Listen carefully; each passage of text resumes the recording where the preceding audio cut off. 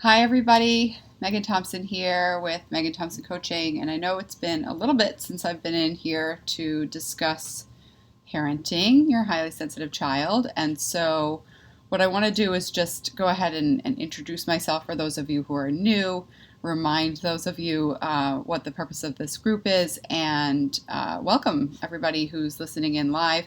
And if you're catching it on the replay, go ahead and put hashtag replay. Notice your comments. Go ahead and let's get the conversation going. So, at this point, I wanted to speak about a very important topic, a topic that is obviously near and dear to my heart, as well as many of you, and to bust some myths, because I've been seeing several themes in terms of the conversations that I've been having with many of you, and many of the parents that we speak to in our private practice as well. So, just a little bit about me: licensed clinical professional counselor, registered play therapist, and I run the largest group practice that specializes in working with highly sensitive children in the nation, to my knowledge. And we work with highly sensitive kids with explosive behaviors, as well as highly sensitive teens who engage in risky, life-threatening behaviors. So what that means is that over the years, I've got a lot of experience, but also a lot of training in solving the problem of helping parents eliminate meltdowns and prevent life-threatening behaviors for their children and their adolescents.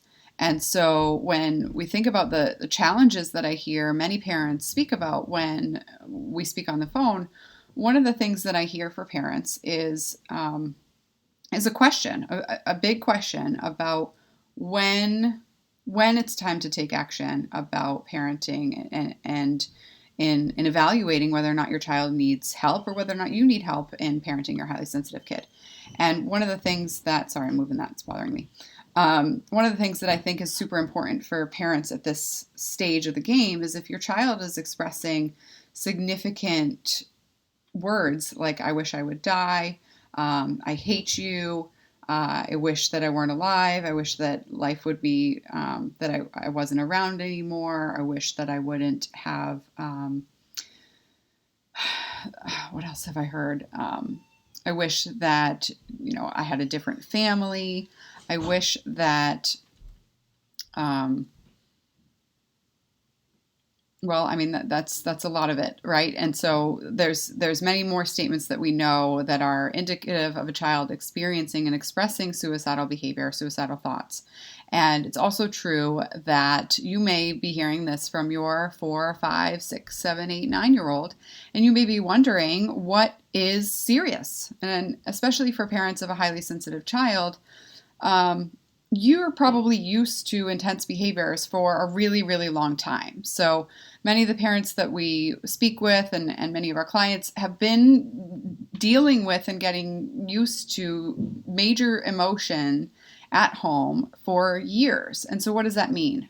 In terms of meltdowns, that might mean that your kid's experiencing big emotions, big behaviors, destructive behaviors, or struggling with sobbing and what I call turtling up, like going internal and just shutting down completely. And that might happen on a daily basis. That might happen multiple times a day, or it might happen several times throughout the week. And so, especially right now during the pandemic, we are seeing many, many parents speak out, reach out, and speak up about their challenges and wonder and worry about whether or not now, given your child's life has been flipped upside down, whether or not your child expressing emotion in an intense way is really something that needs to be addressed, or if you just need to ride it out. So what I want to do today is speak a lot about and bust several myths related to parenting a highly sensitive child, and especially when suicide is involved. So when we think about the concern that you may be having of your child expressing wanting to hurt themselves or wanting to hurt other people, or wishing that they weren't alive anymore, or wishing that they weren't here anymore, which is the same thing, and we'll talk more about that in just a minute, it's super, super important for you as a parent to be informed. Because what we know to be true is that many parents, and I just spoke with another family earlier today, will have the perception that they have time to address the behavior, and and they have time to think that that things will get better on their own. And so, what I want to do is really help you get the clarity of what the struggle looks like. Because for you as a parent, obviously, if your child says something like, "I wish I weren't alive," or "You don't love me anymore," or "I don't love you anymore," and this is a repeated behavior, it's heartbreaking. That is, it can melt you, it can frustrate you, it can stun you, it can put you in a position of feeling hopeless, powerless, or helpless. And when it comes time to think about what to do, you can feel paralyzed. And so, one of the things that I know for sure, and one of the reasons why I do the work that I do and why we work in this capacity across, at this point, around the world, as well as in the private practice in Maryland, is that many parents are being told ineffective information, and it just doesn't serve you, and it's actually life-threatening for your child. So when we think about the challenges that you're having, if you're 4 or 5, 6, 7, 8-year-old, 9-year-old who experiences big emotion on a day-to-day basis, starts saying things like they wish they weren't alive, or they wish that they were dead, or they wish that other people in the family were dead, that is a very, very serious concern. Now, obviously, one, as a parent, you might wonder whether or not your child is saying things to either A, get attention, or B, because they're so overwhelmed they just don't have the words. And your thinking part of your brain might try to take over by thinking, well, this is not likely because I can keep my child safe, or this is not likely because my child is just 6. This is not likely because my child is just 8, 9, 10. And so part of the conversation that we're going to have today is about the likelihood of your child taking an action towards hurting themselves or hurting other people in your home, and what you need to do to fix it. Because it's so important to understand where this thought process is coming from for you, but also where this thought process is coming from for your child. And your kid's life is on the line if we don't address it. So first and foremost, what I hear most often from parents is that that you don't really think that your child is going to do anything about those statements, that you've got time to figure it out, or that your child is, it may even grow out of it. Now, when I'm saying this matter-of-factly, because I've heard this from parents for years now, but for you as a parent to say that to yourself, you're doing that to reassure yourself. And so I get it. I get it on a really, really personal level. You know, my sister experienced suicidal thoughts, and I've lost 2 family members to suicide so far, and significant other issues with either drug addiction or mental health concerns. It runs in my extended family, and that is something that I know personally, and I know pretty well in depth. And it's also true that I've been working in this field for over 10 years since my master's degree. But beyond that, my first internship was in high school, working in a residential treatment center for highly sensitive, well, for children, many who were either highly sensitive or experienced trauma and experienced abuse. And so mismatched parenting can have kids wind up needing a higher level of care outside of an individual therapist who just plays games and talks about feelings and how kids can learn to do things better next time.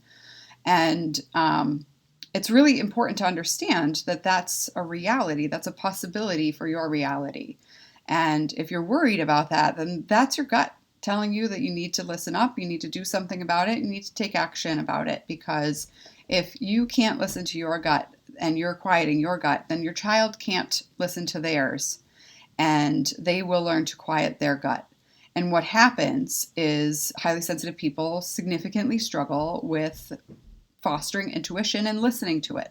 Highly sensitive people have a really, really on-point intuition a lot of times, but it could be masked by fear more when they don't have the skills to validate themselves. So what happens is, we see this in highly sensitive adults, is that they second guess their decisions all the time. But in children, what this means is that if they don't know how to validate themselves, then they explode in their behavior. So the behavior looks different, but it's the same root cause.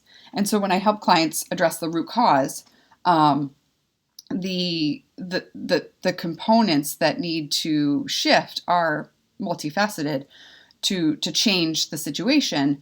But for you as a parent, knowing that you need to take action, it's very, very clear that if your child is threatening to hurt themselves or threatening to not want to live anymore, or is making even vague suicidal statements like that, it is time to act. It is past time to act.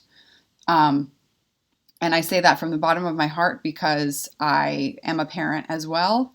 I've worked with, at this point, hundreds and beyond hundreds in terms of the clinicians that I supervise and employ. And then, and it's really fucking hard to hear that from your kid. And so it's easier sometimes, in order to avoid the pain, to try to justify how it's not going to happen. And if your child is highly sensitive, then I have to tell you, your child's likelihood of engaging in life-threatening behaviors is much higher than the general population. And so what do I mean by that? That means that 20% of the population who's highly sensitive is 1 in every 5. Okay, so your kid is already a minority in that respect. But what the majority, or at least 50% of the population who ends up in therapy, is highly sensitive. So we have a minority population ending up being an even split, to be conservative, that ends up in therapy. So what does that mean? What that means is that mental health professionals are, what's my word? I'm looking for my word, are unevenly, which is not the word I'm looking for, but it is a disproportionate amount of people who are highly sensitive end up being diagnosed with a mental health disorder, and meeting the diagnostic criteria for a mental health disorder. So typically those mental health diagnoses are generalized anxiety disorder or depression. But for children, we often see kids diagnosed or misdiagnosed with ADHD when they have explosive behaviors or intense emotions and or anxiety. But your child who's highly sensitive, who's having meltdowns or expressing thoughts of wanting to die or wishing that they were dead, even if they're not taking action towards that, we have to talk about the statistics here, and we have to talk about the likelihood. And quite frankly, guys, it's human nature to perceive that you're unique and that you have this all under control. And it's also true that the statistics aren't fudged in this respect in terms of the data for death rates and things like that. And I know that this is a morbid topic, but it's also super important, especially as a mental health professional. It's my duty to inform you, but it's super important as a parent to understand what you're risking if you don't solve the problem, because you obviously chose to have a child and you want it's your number one goal to help your child live not only a life, but also live their best life. And I know that you wouldn't be following me if that wasn't your perspective and your objective. So we're going to talk about the tough stuff today. So let me gather my thoughts. When we think about what's going on for highly sensitive kids who end up in therapy, a lot of the times therapists will look at a statement like that as something that will change in due time. Now, why is that important to understand? And why is that not likely? Highly sensitive kids, so 1 out of every 2 who ends up in therapy is highly sensitive. And the highly sensitive kids struggle with intense emotions and struggle to the point where they want to die, end up in therapy, right? 2 + 2 = 4. And the therapists who are treating children of this concern with either depression or anxiety leading to the threats to want to hurt themselves, their role in solving the problem is usually pretty narrow. And what do I mean by that? The objective to solve this problem for a therapist is to help a child heal themselves from the inside out. Now, highly sensitive people, what we know in the research, need to heal from the outside in. So that means that your relationship has to dictate the child's healing.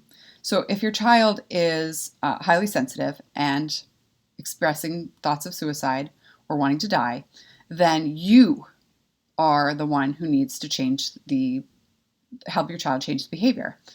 This is decades of research, guys, since the 60s. I don't have time to go into that. That's not what we're getting at. We'll get into that. I've gotten into that in different trainings and say it again another time. But your relationship with your child is the catalyst of change. But a therapist's perspective is that a child's relationship with themselves is the catalyst for change. Now, this is a flaw in therapy, in the mental health world, that really, really does a major disservice to highly sensitive people. Now, highly sensitive adults who have more control over their environment in general, just by nature of being an adult, actually fare better in therapy. So the perception that therapy is not effective for highly sensitive people is not accurate. It's helpful for highly sensitive adults. But for highly sensitive children, if there's not a strategic parent component and the therapist does not understand that the child's highly sensitive, then the therapist is operating from a perception that the child can heal themselves out of that intense emotion and solve the problem and of saying they want to die. So what happens? You drop your kid off and do a 15-minute check-in at the beginning of the session or at the end of the session, and you get an update. Maybe you have a session every 6 weeks or maybe even longer than that from the therapist about how your kid is doing. But without a strategic parent component on how to shift the way that you're parenting, how to change the way that you help your child manage their intense emotions at home, how to communicate about emotions on a regular basis, how to playfully engage so that you're decreasing shame and embarrassment for your child's intense emotions on a daily basis, then all of that problem solving responsibility lands on your child. Now, the problem with that is that your child's therapist sees that as relevant and the appropriate direction to take. And it's not. It doesn't work. And it doesn't work. And so what happens is that your child experiences shame just by nature of going to therapy, when shame is the reason that brought them to therapy in the first place. I feel like a bad kid. I feel so bad that I want to die. That is shame. That is the emotion of shame. So it is the number one creator of a suicidal attempt and life that maintains suicidal thoughts and behaviors. So what else is important? Highly sensitive children have a much higher likelihood of developing chronic suicidal behaviors and chronic self-harm. Now, what's chronic? Chronic is anything that's lasting 6 months or more. So if you've been experiencing your child having, in my work with my clients, we call them shame spirals, a spiral of intense emotion where your child is experiencing that shame and it leads to inappropriate or ineffective behavior, and that's been going on for years, then your child is already at the point where they're developing chronic suicidal or self-harmful behaviors. They're already there. They just aren't expressing it yet in a way that makes you put your sirens on. So I can't convince you of that aside from just saying it over and over and over and over and over again. But I can tell you that both myself and my team and all of the research in the niche that I work in, it all says the same stuff. Okay, so you gotta trust the experts on this. So, because otherwise, what are you risking? What's the risk in going with what your hope is? The risk is your child's life. Bottom line, the quality of your child's life or your child's actual life is the risk. So when we think about that, the answer is simple in terms of delaying to solve the problem or thinking about it longer or needing to do more research about solving it. So let's do the research for you. 4 to 6 year olds who express suicidal thoughts. So here's number one. Most parents will think, if my child is little and they're talking about wanting to die, they probably don't really know what that means. So it's not the right, we can ride this out for a while. But according to a journal, and I have to quote this because that's how my brain works. In a journal article published in the Journal of American Academy of Child and Adolescent Psychiatry states that 4 to 6 year old children who express suicidal thoughts and behaviors have a better understanding of what it means to die than the majority of their peers. All right? So what does that mean? First and foremost, it's not developmentally appropriate for any child, and it's not developmentally appropriate for any human to want to die. What is the purpose of human life? To stay alive. So, if we experience suicidal thoughts, that is not appropriate for us at our core, which is to stay alive. If we want to literally think about self-destructing, killing our own life, that is the opposite of the purpose of human life. Okay? So regardless of what stage of development you are at, regardless of what age you are, if you are having that thought, there is something seriously wrong. And not something wrong with you in terms of you being a bad person or that you're broken, but that there's something that needs to be addressed significantly right now in this moment in order to solve the problem. Because your body and brain are telling you to self-destruct as an option, as a viable option to solve your problem.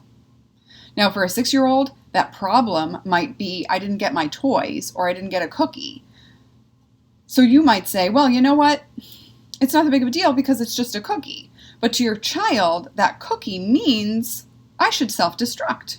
That's where your child goes in that intense emotion. That is a very, very significant problem because children who don't feel depression, irritability, and anxiety at an intense level don't think about wanting to die when they don't get a cookie. Now, I know that this is I'm simplifying it and I'm being pretty blunt, but it's super, super important to understand where the threshold is for your kid in terms of what's developmentally appropriate. So if you've had thoughts like this before as an adult or even in your childhood, you might think that this is part of normal, typical child development, and it's not. So it's really important to understand your reference point as well, because you might have, maybe you're not highly sensitive and you might have overcome those thoughts, but highly sensitive people who have those thoughts cannot overcome them with the traditional route of therapy, or even with traditional route of parenting. And actually, traditional route of parenting can perpetuate those thoughts, and you're actually causing the problem by not looking at it as a parent. So, second statistic, youth and young children are more vulnerable to suicide, with rates steadily rising over the past 3 decades, and they've tripled over the last 10 years. And so this is a statistic coming from the National Center for Health Statistics. Again, these are American statistics because the majority of you guys are here in this group are in the U.S. And it's also true that those numbers will be disparate across across the world. But in terms of what's happening, if you're using your reference point as a parent, well, I used to have those thoughts, so it's unlikely. As a parent, that was, 10, 20, 30 years ago. 10 doesn't make any sense. Sorry. 20, 30, 40 years ago, where you might have been having those thoughts. And the statistics in terms of the likelihood of your child engaging in suicidal thoughts or having and being vulnerable to suicide, that means actually attempting suicide and dying by suicide, has increased significantly. The suicide rates are increasing. So your reference point of how you survived that and grew up and are fine now is not relevant. to your child's reference point and your reference point as a parent. So it's really important to understand that those two things cannot be used in tandem to justify not taking action on solving the problem. In addition, it's also important to understand, and we'll talk about this in a moment, but suicide is the second leading cause of death among people ages 10 to 34, and that's according to the CDC. Now, I know the CDC, the statistics are like a big question mark in terms of what's going on in the world with the pandemic, but these statistics have been consistent for years now in terms of suicide. So I really want you to notice that. And I'm going to show you a chart to pay attention to that at this point. Because when we think about your child's likelihood of dying, now this is a little screen. So I'm going to see if I can make it bigger without, I talk with my hands. So let's see. I always get this wrong. Okay. So here's the 10 leading causes of death by age group in the United States. Green is suicide. Okay.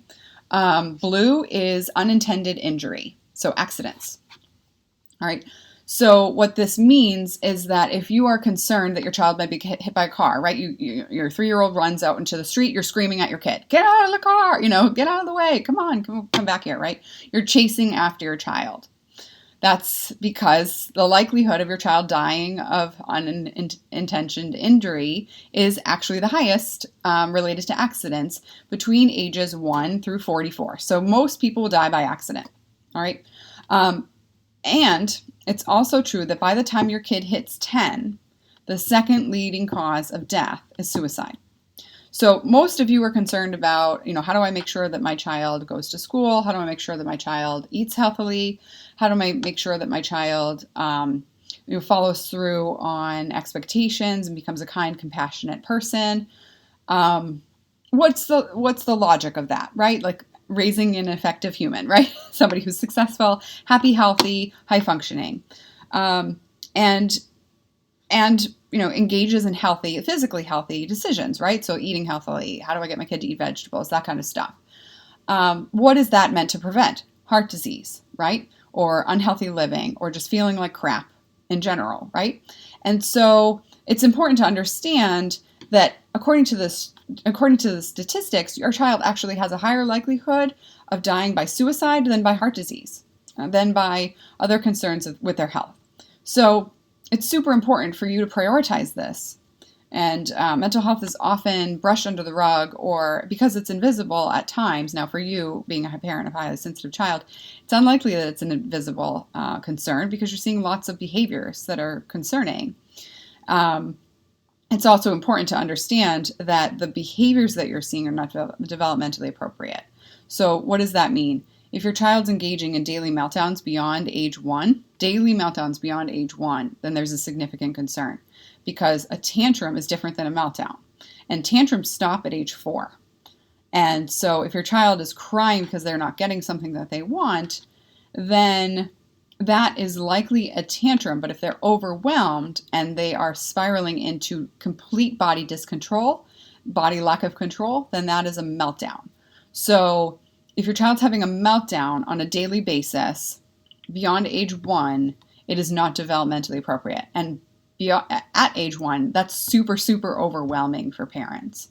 So it's also true that the likelihood of your child growing out of that is much higher when you either shift your parenting or if you give it some time. So that's why I set that parameter beyond age 1. Because at that point, it's toddlerhood. Your child is going to be developing language, going to be developing the ability to grab things that they want and manipulate their body in a way that's more controlled. And it's also true that they're still learning all of those things and taking major leaps in their brain development. So that's important to notice. But major intense meltdowns still at age 1 is really, really challenging for parents. So it's important to understand that if your child was quote unquote difficult or colicky or struggling, and you've just come across the research about highly sensitive kids, it's also true that it's likely that your child is highly sensitive just by nature of the frequency of their meltdowns, even if they don't meet the particular criteria for hitting the 13 question threshold of Elaine Aron's parent self-report. So that important understanding is not anecdotal. The research that I've studied over the last couple of decades, last decade at this point, as well as my experience, is solid on concerning that. What I think is also important for parents, and I'm going to take this down so I can stop like tilting in this picture here, for parents at this point, is to look at what developmental behavior, what developmental appropriate behavior is for a highly sensitive child, because we will hear a lot of misinformation, even for professionals in this field, coaching parents of highly sensitive kids, or parents of highly sensitive children will misinform other parents of highly sensitive kids. So that's super important. Now, if your child's experiencing intense emotion on a daily basis, it's safe to say that the environment feels conflictual, right? Like if you're walking on eggshells every day, if you're holding your breath during the day, if your child's intense mood is sucking the air out of the room, dictating the emotion of the rest of the family, at best, you're holding it down and preventing meltdowns just by nature of either giving in to what your kid wants, or the other siblings are giving in to what they want, or they are... or you're just lowering your expectations for your child and just saying, we can't go to the park on a regular basis, or we're going to have to leave early. My child can't tolerate staying here at a party because they want presents too, or whatever happens, or I'm just embarrassed and I don't want to yell in front of other people, so we're just going to go. So if all of those things are happening for you, then you're obviously already trying to decrease and prevent the meltdowns just by nature of being in survival mode. So some of those experiences that you may be having, and you might be discounting if your child's not having daily meltdowns, it's important to look at a bigger picture than that, or daily intense outbursts. So this is why I don't often give direct advice in this group, because there's so many factors that I don't know what's playing until we get on the phone. So when we think about where you guys are at, and it's easier for me to teach in this respect and for you to take that component, and then if you need direct support, then we get on the phone, or you seek professional support elsewhere, because your particular family's circumstances fits into global research and dynamics and likelihood, as well as understanding that while every family is different, there are certain developmental markers that are not appropriate for children to be experiencing. The reason why I use the word appropriate, it's not because your child is being inappropriate. It's because it's not expected at their developmental stage in life. So it's not expected at any developmental stage in life for a child, teen, or adult to want to self-destruct, to want to die, or to threaten to die, or to think about dying, okay? So to go back to the original statistics that I started with, 4 to 6-year-olds who are thinking or stating and talking about suicide, they're actually much more likely able to describe how someone dies and why someone might die than a child who is not thinking about suicide. So a child who is not thinking about suicide is not paying attention to the details on how one dies. Okay, so if you're paying attention to the details about how you might die, and then you can dictate that, and then you say you want to die, those are all interrelated. When we look at and we work with teens, a marker of depression and a marker of taking an action towards suicide or attempt towards suicide is fascination with death and dying.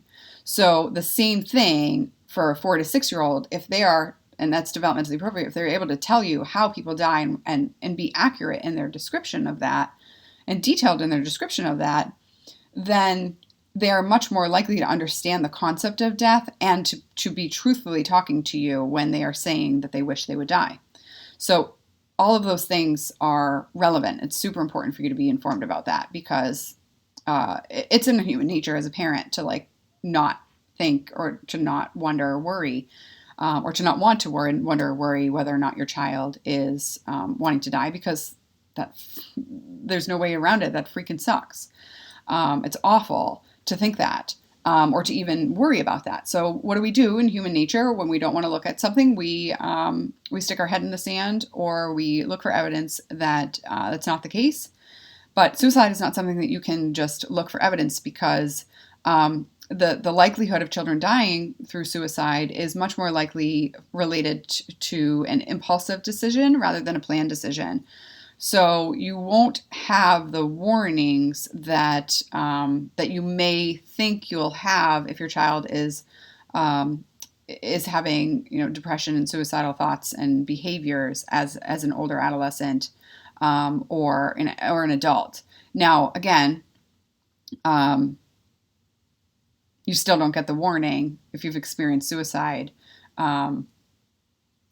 It's really hard to notice those warnings when they're right in front of your face. So that's super, super important to understand. Because again, human nature is to discount the consideration of that. So we justify it. We think that it's not going to be happening, or we find reasons to think that it's not relevant. This is called confirmation bias. If we have an opinion, then we look for reasons to confirm that that's accurate.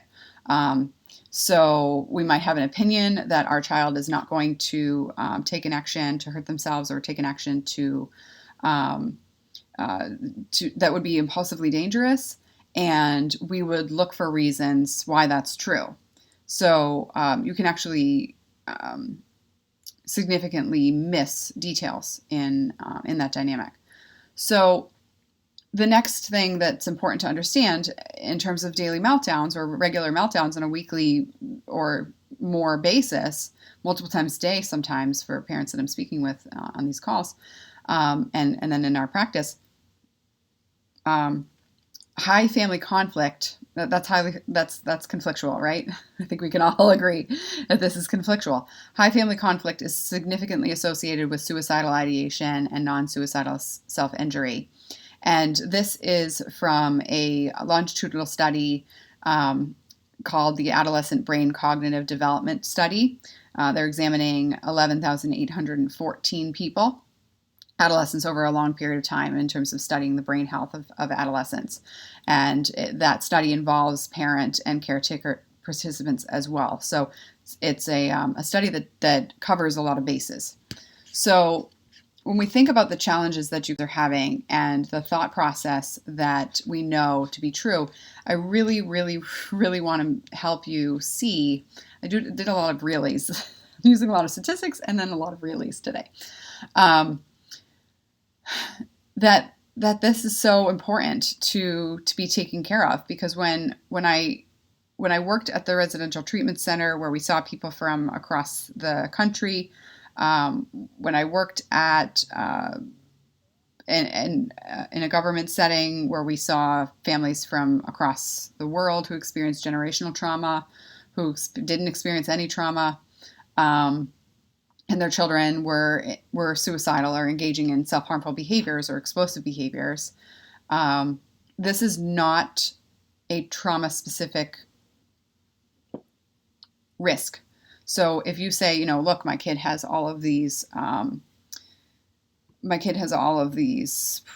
privileges, opportunities. We're a great family. We laugh. We have fun. We go to parks. We don't slow down in terms of, we don't, if my child's having major meltdowns, we still move on with our daily lives. We refuse to let that paralyze us. Or on the flip side, we will slow down to stop the behavior, or because we just don't think our kid can handle it. And so we stay at home. It's important to understand that the meltdowns themselves are traumatic for your child. So whether or not they are traumatic for the family dynamic is neither here nor there. Your child's intense emotions are raising their fight or flight system, and they are doing that on a regular basis, and that in and of itself is teaching the body to self-destruct. So even if your child is not at a point yet where they are saying things that, like, they want to die or I hate you. Now think about that. I put those two things together because as a child, your first and foremost sense of safety is your parent, your relationship with your parent. And if you hate your parent, then you are hating your extension of safety. So when you follow that line, and a child says that more often than not, then it's important to understand that underlying component that your child is feeling disconnected to their sense of safety and invalidated by their sense of safety. So that might mean a relationship with one or both parents in the household, and that's a serious concern. So we can't just take our child's words as just words. The field of therapy and human development and human behavior has evolved beyond that perception, guys. We've evolved beyond the perception that children are just thought bubbles that they don't really mean anything. Children are thinking, feeling, talking, wondering, emoting, true, 100% whole humans. And so that means that their emotions are all of those things, 100% whole. And we can't discount it just because they're little, just because it's unlikely that they would figure out how to work a handgun or a noose. Because it's important to understand that while you don't want to look at that as a parent and it's not your field of study, fine. But it is mine, and it is something I've been looking at for years. And so I say it because you have to hear it. Because there's a lot of professionals out there who will say that they're going to grow out of it. A lot of professionals out there who will say that your child is that that's not that big of a deal, and that going to therapy once a week. I mean, I spoke with the parents who were going to therapy twice a month when their child was making statements of wanting to die. What can your kid do in 2 hours a month to digest information that will help them change their lives, let alone stay alive?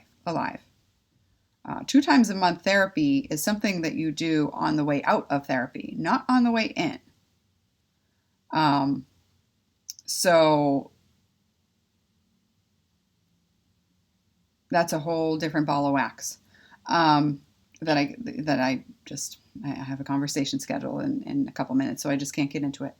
But and I've been going for 45 minutes. So you guys have had a lot of time to talk about this. So look, if this sounds like your kid, if you are worried and struggling with the perception or worry or concern that your child is emotionally unable to manage their intense emotions and feel safe at the same time and feel a desire to live at the same time, then I implore you to seek professional support. Whether or not that's me is neither here nor there at this point, because if I could rewind the tape and shake my family members into figuring out how to get help so that they stayed alive, I would. But I can't, because once you kill yourself, you're dead. So that's it. And quite frankly, the experience that I have in this realm, there are many families that I speak to on the phone where I tell you that you don't need the support right now, or now's not the effective time, or things are doing, your kid's developmentally appropriate. Go ahead and solve the problem. Just keep on doing what you're doing. But a lot of the time, by the time parents get on the phone with me, it's time to take action. It's time to solve the problem, and it's time to make a decision on how you're going to do that.